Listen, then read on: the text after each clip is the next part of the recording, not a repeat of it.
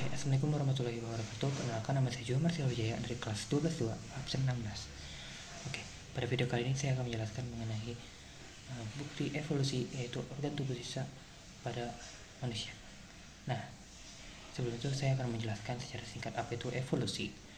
Oke, jadi evolusi adalah perubahan pada makhluk hidup melalui waktu yang sangat panjang sehingga terjadi perubahan fisik ataupun biologis pada mereka. Nah, terdapat beberapa faktor yang menyebabkan adanya evolusi. Yang pertama, ada mutasi. Yang kedua, seleksi alam. Yang ketiga, rekombinasi gen.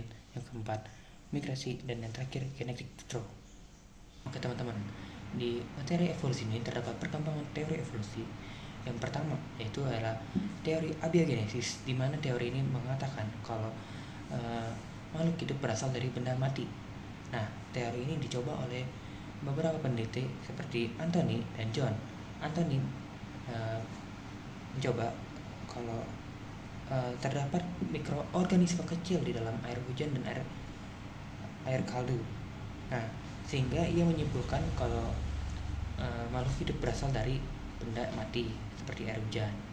Lalu, sedangkan John mencoba melihat air kaldu yang sudah didiamkan dan muncul beberapa mikroorganisme juga, sehingga John juga menyimpulkan kalau makhluk hidup berasal dari benda mati. Lalu yang kedua adalah biogenesis, di mana biogenesis ini adalah teori yang mengatakan kalau makhluk hidup berasal dari makhluk hidup lainnya, seperti yang dilakukan oleh Francesco Redi mengenai teori biogenesisnya, yaitu dia meletakkan 3 daging di 3 toples berbeda. Yang satu toples tertutup rapat, yang kedua toples tidak terlalu rapat, dan yang ketiga toples dibiarkan terbuka. Lalu setelah diamati oleh ketiga toples tersebut, yang tertutup rapat tidak menghasilkan sama sekali makhluk hidup, yang sedikit atau tertutup dengan kain juga tidak menghasilkan makhluk hidup, sedangkan yang terbuka lebar menghasilkan banyak sekali makhluk hidup. Lalu percobaan biogenesis juga dicoba oleh Lazzaro, di mana dia menaruh 2 air kaldu. Yang pertama dibiarkan terbuka dan satu dibiarkan tertutup. Nah, setelah ditunggu lama,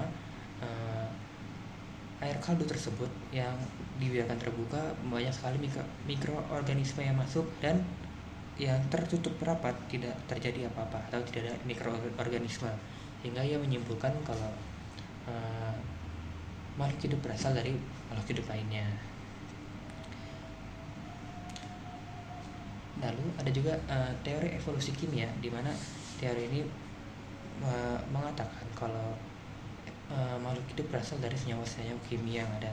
Oke, teori kimia ini diberikan atau dicoba oleh Stanley, di mana ia memanaskan air, lalu uap air tersebut digabungkan dengan halilintar sehingga terciptalah campuran gas seperti CH4, NH3, H2O, H2, lalu dikondensasi menggunakan kondensator sehingga menghasilkan asam amino yang merupakan senyawa penting untuk makhluk hidup.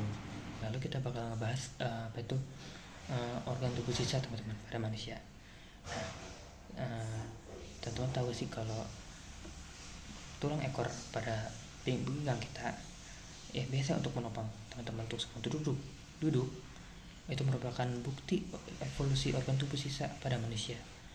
Nah, dimana seperti kita tahu kalau kita manusia dan mempunyai nenek moyang yang sama dengan kera, gorila, dan yang lain-lain.